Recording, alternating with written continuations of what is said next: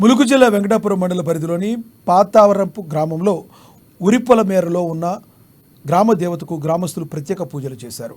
పాడి పంటలు సక్రమంగా పండాలని, సకల జనులు సుఖ సంతోషాలతో ఉండాలని వాడబలిజ సంఘం, వాడబలిజ రైతు కుటుంబాలు పూజలు చేశారు.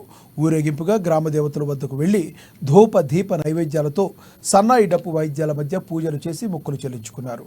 గ్రామస్తులంతా ఒకే చోటుకు చేరుకోవడంతో పాత్రాపురం గ్రామంలో సందడి నెలకొంది.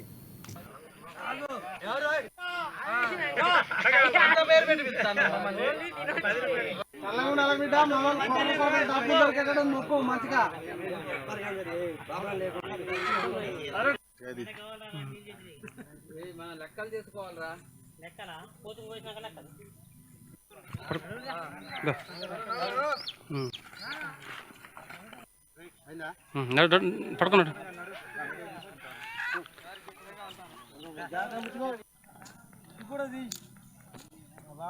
బాగా పడతాడు